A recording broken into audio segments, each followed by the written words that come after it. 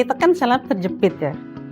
Mungkin kita tadinya kan dari awalnya kita nggak apa-apa ya, dari lahir kita nggak apa-apa, terus terjepit gitu loh. Itu telusur, yang saya yakin itu ya, dalam hati kecil yang paling kecil ya, telusur. Nah, terus ditelusur itu dengan keyakinan, saya yakin yang telusur mungkin yakin juga. Nah, ini kan kembali itu, tadinya kayak gini, mungkin ditelusur dengan air panas dan dingin alkohol itu saya yakin banget gitu bahwa alkohol dengan air dingin air panas itu, nah terus ditelusuri itu saya yakin bahwa tulang yang tadinya dempet kayak gini tuh bisa gitu akan kembali lagi seperti gini gitu. Saya terkena stroke sekitar tanggal 26 April lalu. Awalnya ini nggak tiba-tiba stroke, tapi dimulai dengan vertigo dan migrain. Saya ambil satu paket. Awalnya memang saya berpikir apakah kondisi saya yang seperti ini akan mampu diselesaikan dalam satu paket. Saya ambil satu paket, saya coba satu paket, dan hasilnya alhamdulillah saya tidak nambah paket yang lain. Saya cukup satu paket dan sudah. Saya merasa bahwa teman-teman yang mengobati, teman-teman yang menjadi terapis itu menyemangati kita juga.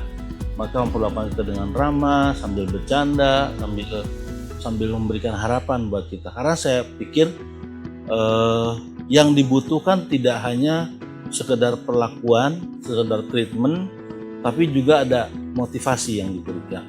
Dan itu yang saya dapatkan di sini. Waktu itu dokter saraf yang memeriksa saya bilang, saya ini saraf kepalanya seperti orang umur 70 tahun. Ini bikin down. Ini bikin merasa bahwa saya hampir tidak punya harapan. Hanya pada saat saya datang ke sini, saya jumpa Pak Agus juga enggak masalah. Pokoknya pasti sembuh. Dan semangat itu yang selalu ditanamkan pada saat ke terapi. Pada saat kita diperlakukan di treatment oleh terapisnya, kita seperti diberikan harapan. Enggak kok Pak, enggak ada masalah, Bapak pasti sembuh. Dan ini yang saya dapatkan di sini. Setelah saya pelajari, saya baca beberapa literatur terapi panas dingin yang diprakarsai atau hak paten Bapak Agus Suyanto ini adalah memenuhi syarat-syarat ilmiah kedokteran medis ya. Begini antara lain Mas, bahwa di sana ada paparan panas dan dingin. Dengan paparan panas pembuluh darah itu akan memuai, dengan paparan dingin nanti mengkerut ya. Dengan adanya memuai dan mengkerut itu dibuat terus-terusan dilatih, ini untuk melatih pembuluh darah sehingga aliran darah menjadi lebih lancar. Alhamdulillah sampailah saya ditangani.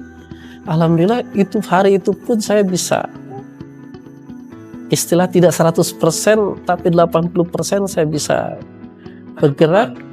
Ada perubahan itu, ada perubahan. Saya bisa sholat.